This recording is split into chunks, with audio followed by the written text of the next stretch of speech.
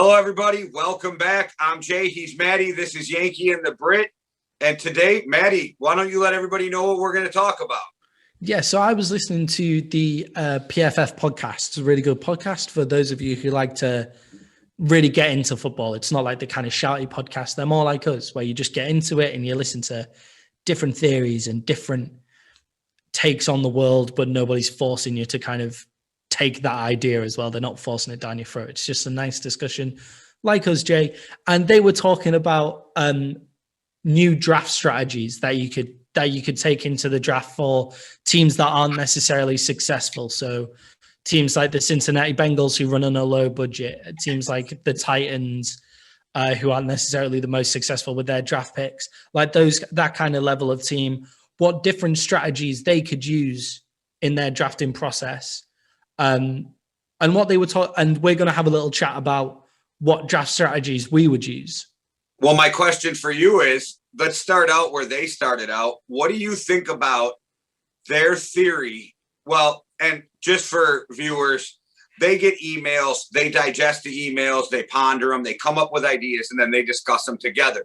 So not everything they say is their idea, but they try to make it work because they think it's a good idea or an idea that could work.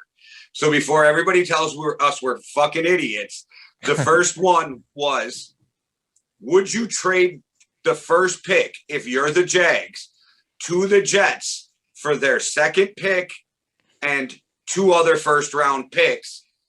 So what did you think about that idea? I got a lot of thoughts on that, but I didn't think it was crazy.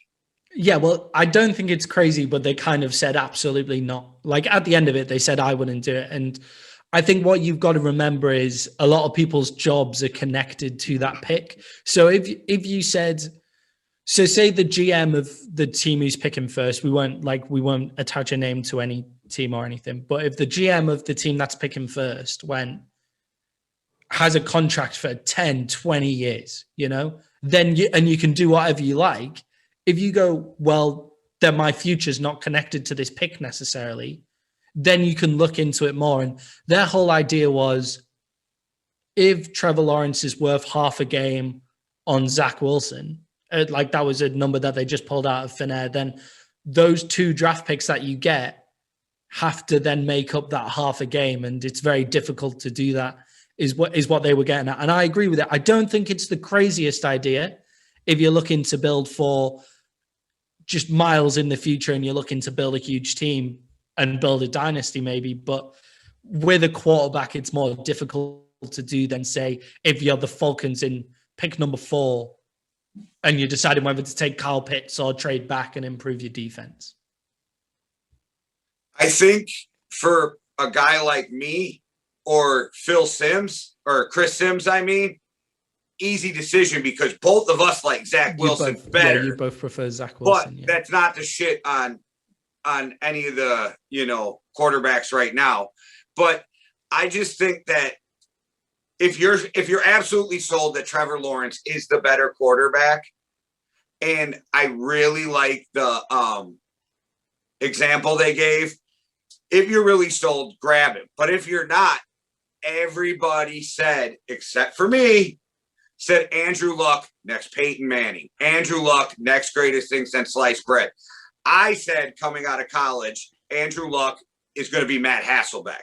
I think I was proven more right than others, but you could argue injury, whatever. But that's a great point, is Andrew Luck, his first year, was not better than RG3. RG3 was better, but I think that was Shanahan's offense hit the NFL by storm. But the great point they made is the best quarterback in that draft didn't even come till the third round. Russell Wilson was the best quarterback in that draft.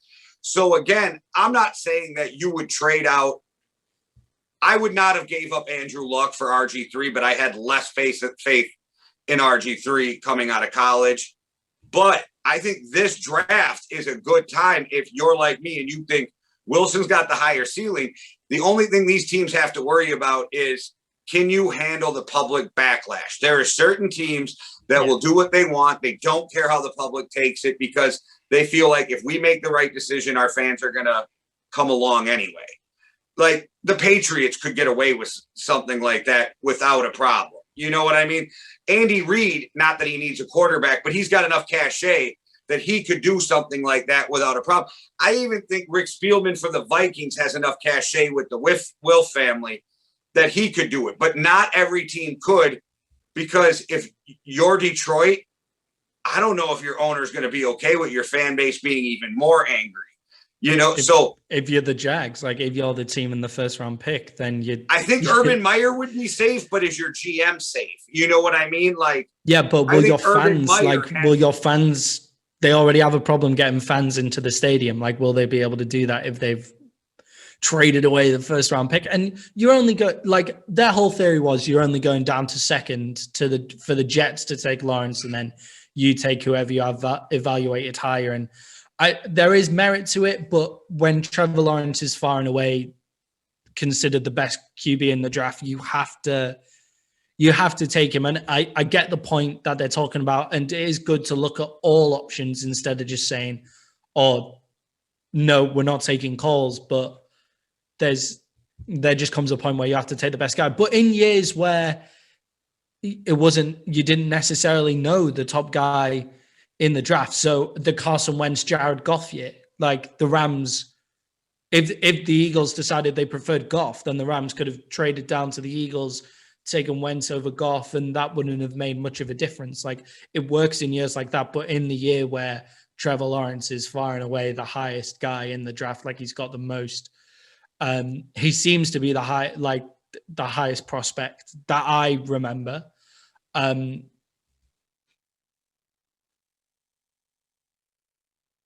Then you've got Trevor Lawrence. We're just saying, wouldn't it be interesting if the Jags thought about not taking Trevor Lawrence? Yes, and when you were just talking about the Jared Goff and Carson Wentz, I actually think that's the perfect example, because not everybody has to agree with me, but I think Wentz has proved he's the better quarterback no matter what you think of the Wentz two. Wentz is better than Jared Goff. And if you would have put Wentz with Sean McVay, he might still be there. You know what I'm saying? Like, yeah, there might have been something completely different, because this is just me, but I think a lot went sideways in Philadelphia that did not have to do with Carson Wentz. I think a lot went sideways when Doug Peterson was there without Frank Reich and the other guys. I think a lot of things happened for that relationship to get as bad as it was, where I think with McVay, Carson Wentz is probably still balling out and maybe is as good as Matt Stafford. Maybe not. I'm just saying maybe is at that point, but I know that Jared Goff isn't. Do you know what I mean? I know what you mean. And if you look at other years, so like the Darnold, Baker, Josh Allen year, they were all in the same year, right? Yeah. Darnold, Baker, Josh Allen year. Even last year with Tua, Herbert, Joe Burrow, like all of those guys coming out, you think, yeah, maybe we listen to calls, trade back, pick them up but Trevor Lawrence is seen to be at least half a game better than Wilson. And with draft picks, it's hard to make up that half a game straight away. Like, you know, right. So it all boils down to, where do you have those guys rated? Because if your scouting department has them equal or near equal, then it's a great trade. But if they have Trevor Lawrence being Peyton Manning and the second guy being RG3, well, then you know what I mean? Yeah, exactly. You're going to run from that, because you're not going to give, no matter how many first round picks they give you, you're not going to make up for the deficit of a Peyton Manning or a great quarterback. So I guess it all boils down to the evaluation, but I really like the talk, because as somebody who's like, I like Trevor Lawrence and I think he's going to be really good. And I think Zach Wilson's going to be really good too. I've told you before, I think Trevor Lawrence's ceiling is lower, but his floor is higher.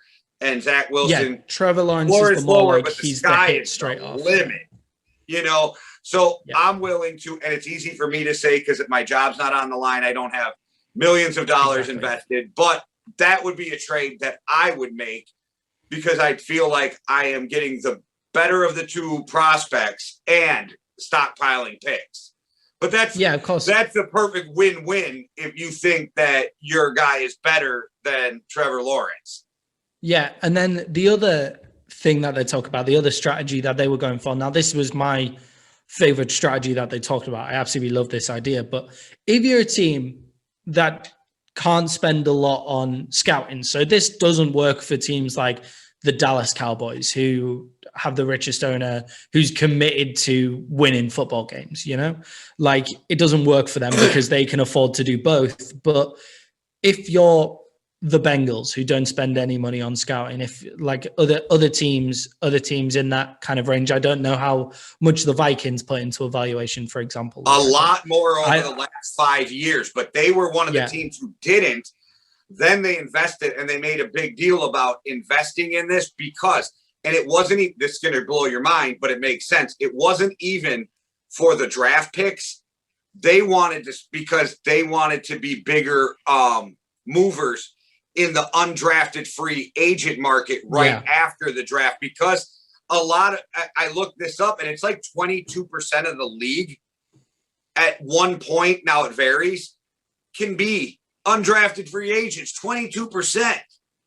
Yeah, and I think that's where the building of a good team lies. And but the Vikings beforehand, it's their kind of idea was, if you take the big consensus board, like, so if you take the PFF big board, Chris Sims's draft board, Mel Kiper's mock draft, and all of that kind of stuff, the NFL's 100 the 100 player draft board, that kind of stuff, and you compile it all together and create a consensus board, then where you can put all your money is in psych evaluation, so that it's pretty easy to see like the top guys. Like we know who the top 5 quarterbacks are. We just don't know what order they should come in. So instead, you get a psych guy in to be like evaluate them psychologically. Are they going to be a good fit for the dressing room? Are you going to hand them a massive check and they're going to cause problems? Like, are we going to be getting that guys? And then that prevents busts. Like, you're not necessarily getting the best guy, but it means you're very, very, very unlikely to bust. And I kind of like that idea for teams like the Bengals, who don't throw loads of money into the scouting network. The Titans, I don't know how much money they put into it, but with the Isaiah Wilson trade, you would feel like they could have definitely used this, because the dude had all the talent in the world, is now a definite bust because you gave him the check and he blew all the money straight away.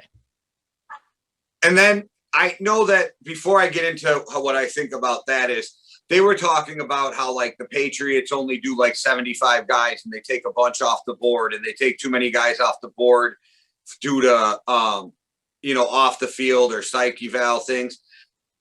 Where was that before they drafted Aaron Hernandez? Where was that before they, they drafted some other knuckleheads that they've had?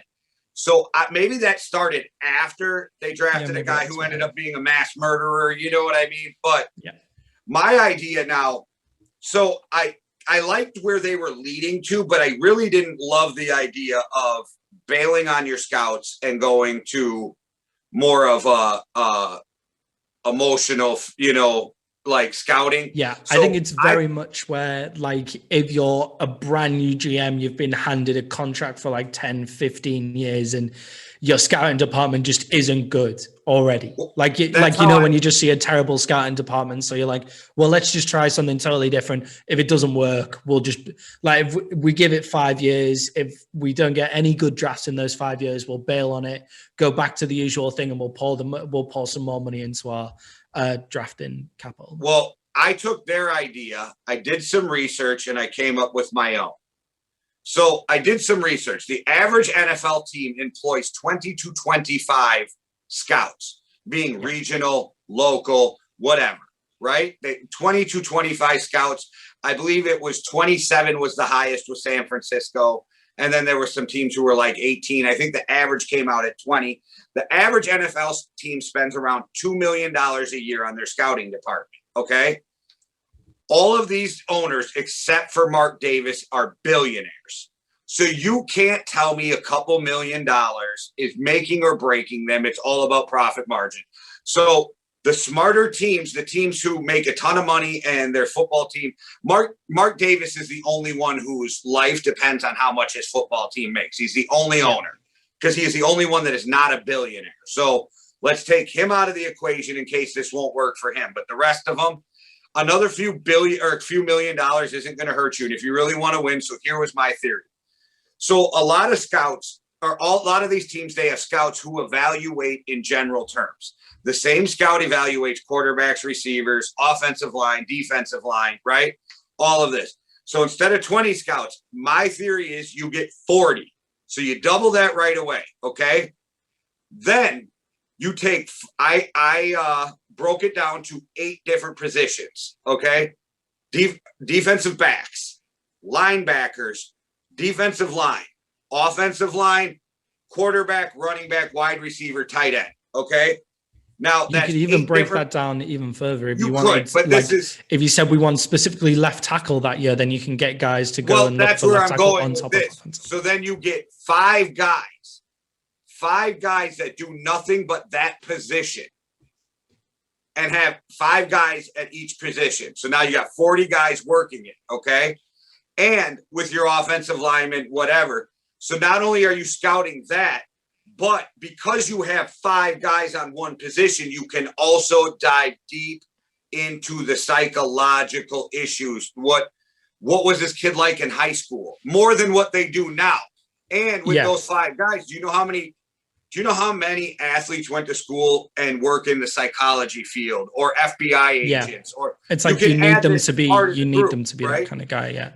So you could even have another 5 guys who just look into everybody else. But my theory is if they put the resources into pinpointing their strategies and the people who are evaluating, like Bucky Brooks played corner in the NFL, right?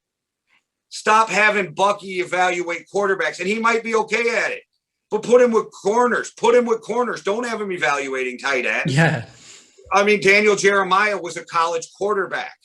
You know what I'm saying? Like, so yeah, it's why you listen to kind of Dan Orlovsky and Chris Sims on those kind of things. So yeah. If we took the scouting department and you just really fine-tuned it for that, I think that really helps. And I never thought about that before till they brought it up. And I think there's a lot of owners who are like, you want an extra $5 million? Go ahead. I don't give a shit. You know what I mean? We all know Jerry Jones would do that. Yeah, the Wolves are one of the richest, the Vikings owners, right? Jerry Jones. Yeah.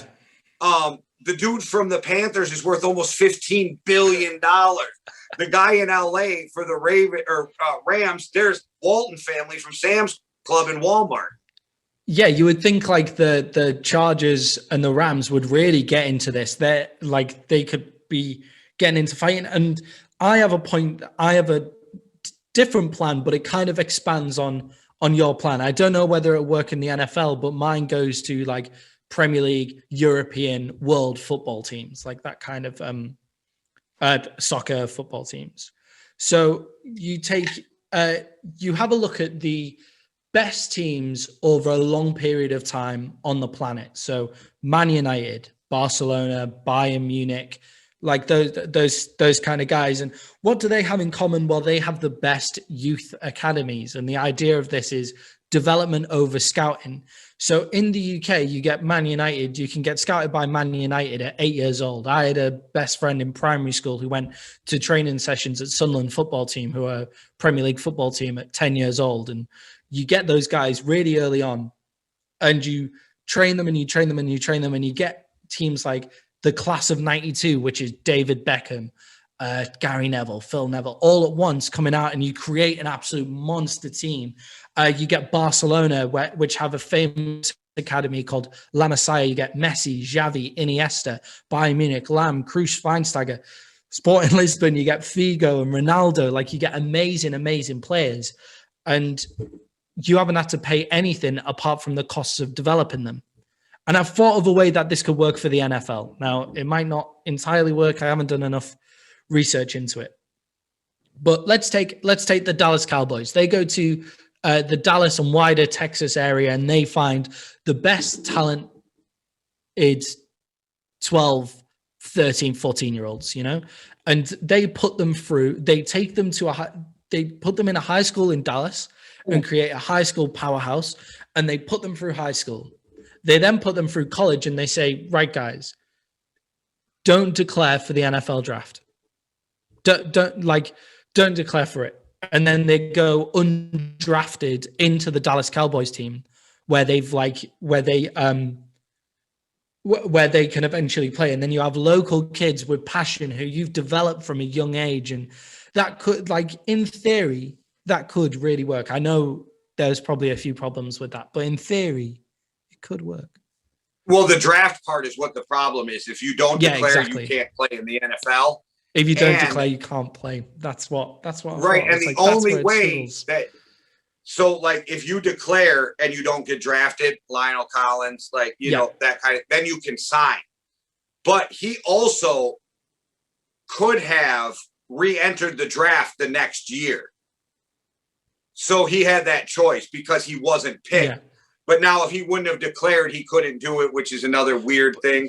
Yeah, you like sign a contract to put them through, like you put them through college and stuff like that. Right, but see, that's the thing with the draft. They'll never let it happen. And in the U.S., they already have a problem with sports academies, which we already have, is pretty much, they call them prep schools, but you're really not prepping them for college. You're prepping them for college sports. For basketball schools, football schools. Football does it too, yeah. In my eyes, that's not a problem, because that's how you create the biggest stars, right? That is how it is done. And that's how it's been done in football for years. Like the biggest stars. So Lionel Messi comes from the Barcelona Academy. He's played for Barcelona since he was 12 years old. Like, and he is the biggest star on the planet. You know, so we get those guys, we develop them. And I understand why you can't do it necessarily in the same way because of the draft, but is it not more about development over scouting? Like, if you put more money into development, then you'll have more success. I don't disagree with what you're saying, but it'll never work here until the NCAA doesn't exist. Because the second they take those kids to a camp, and let's say they financially support them at all, even buying them freaking a slice of pizza outside of, like scheduled things. Now you're a pro athlete. You're no longer an amateur and cannot participate in college sports. So ridiculous. It's also ridiculous that the NFL make you get a college degree. It's only set up for the NCAA to make billions and billions of dollars. Yeah. Also, the NFL and the NBA are just as at fault, because the only reason the NFL made a rule that you have to be out of high school 3 years before you can play in the NFL is so they could get a free minor league out of the college football. Yeah. It's the same thing basketball. You got to go for 1 year before you can go to the NBA. It's so that they can watch you for a year against higher talent, be it at college or in Europe or in China, before they pay you big money. So it's a free minor league is all it pretty much is. So the NCAA kind of screws up everything when it comes to like making like these kids get better at a young age. Do you have to graduate college to be an NFL player? Or No, do you just have to be out of high school 3 years? For 3 years. Right. Well, put them through high school. Say kids don't go to college, which I'm just saying I don't agree with that. I do like the fact that you should go get a college degree before going to the NFL, because the NFL stands for not for long and all of that kind of stuff. I do like that aspect of it, but also you can go to college anytime you want, but you can't necessarily go for and with the XFL and CFL might be merging. Exactly. That might be a route. Exactly. So the Dallas. So I'm just taking the Dallas Cowboys as an example, because it's a big city. A lot of people support the Cowboys around the world, so they're the kind of team that can get this draw of like, they can take the pick of the younger kids and like get the draw. So teams like Barcelona, Man United can do that as well. You say, right, come down to Dallas. We'll put you through high school. Then you train in our special youth academy from the years of 16 through to when you've been out of high school for 3 years. So then they finish like 22, and then they haven't played any college ball, but they could have played in the XFL. They could have played in the CFL. And if you've got your youth academy set up in the right way, then they'll be good at, like, they'll be able to play, you know? I think it's a good idea that the NFL will never let happen. They will never, ever let that happen. But there will be a loophole around it. It's what the Patriots have been doing for years. It's what, you know, like you find loopholes in the rules, and you will eventually find one, and they'll shut it down, but not after you've proved that it's successful.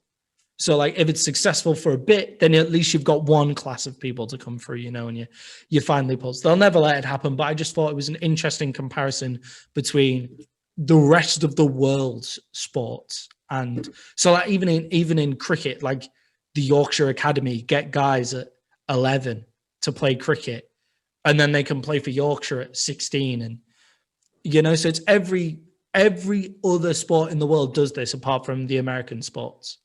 Now, I don't know a ton about soccer, but I do know we have a 13 or 14-year-old kid in the U.S. who's making big headlines with other teams, and the world, he's got teams trying to sign him to go overseas. Yeah, I guarantee those teams are Bayern Munich, Barcelona, Man United, Real Madrid. Like they'll be the teams that are. I'm just saying, I forget his name, but I do know that we have a 13 or 14-year-old kid that like the world is drooling over, which is very weird to me. And not to you, but to me, because I come from U.S. sports where even if we know who a LeBron James is in high school, like, you know that he's going to go through the NBA draft. You know what I mean? That he's going to get chosen by the worst team in the league. So it's not like NBA teams were out there like, oh, here's a car or here's this or let me get your mom a job, because it wasn't up to LeBron, where this 13-year-old kid and his family are going to have to make life choices on their own, which is even better for them. But as an American, like, to me, that it's almost weird because I watch everybody go through the draft in our major sports.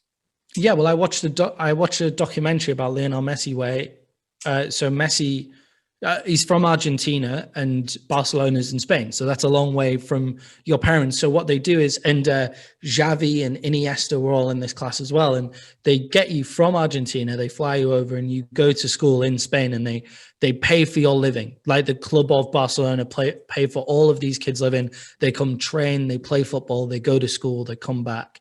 They sleep, they eat exactly what Barcelona tell them to eat. Like that's what, like that is their lives from the age of like 12. Now, Lionel Messi is making 600K a week. So, you know. So they're the Soviet hockey team.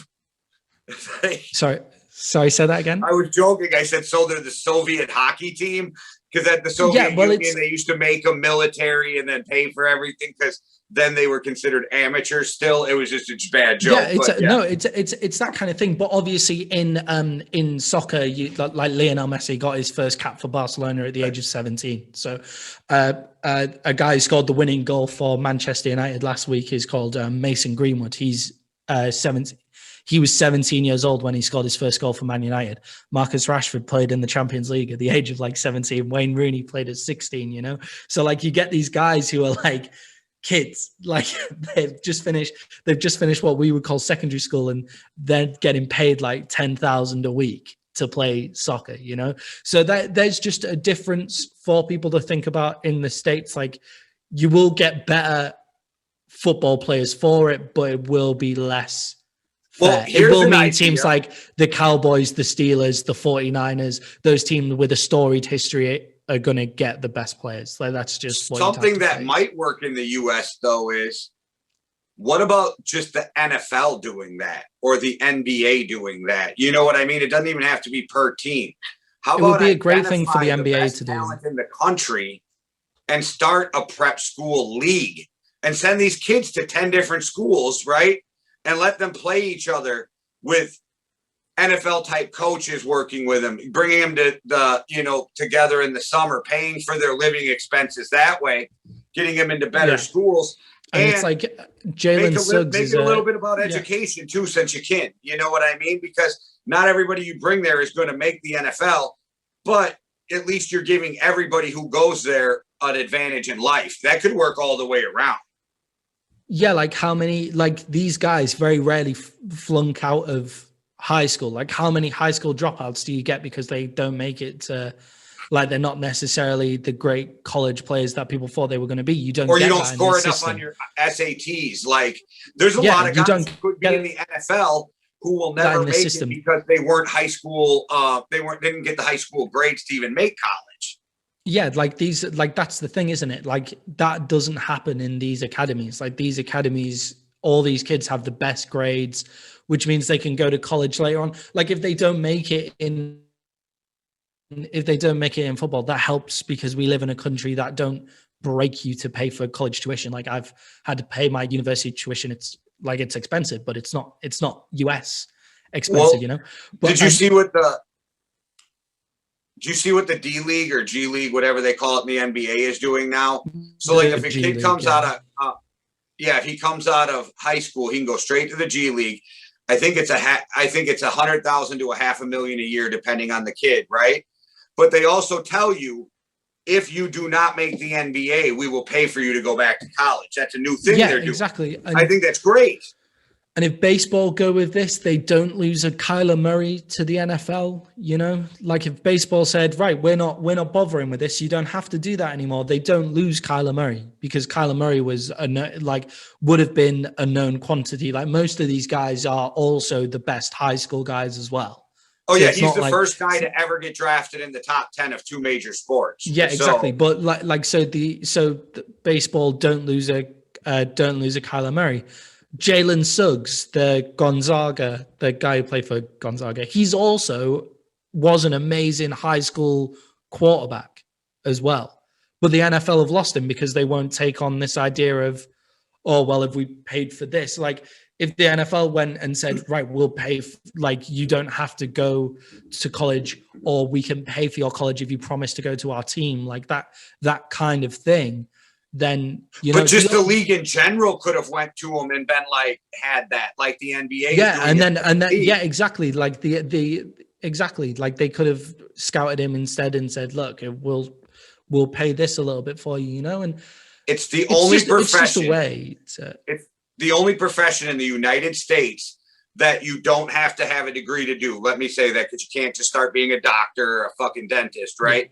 But it's the only profession in the United States that you don't need a degree, that you cannot work at when you're 18 years old. It's ridiculous. Like, I like the idea of saying to people, go to college, go to university, because then you have your education, you're able to get a job after the NFL. But I like that side of it. I do enjoy that. But why can't you put the guys through education and let them get paid, or set up like these super teams? Like you just have and what would happen was you wouldn't have players like running backs would have a longer prime, because they wouldn't have been beaten up so much in college. They could have gone through these academies, and then their primes extended. Like Zeke looks like he's hit the cliff, and Zeke wouldn't have that problem if he got picked up by an NFL team, looked after, put in their academy and that kind of thing beforehand.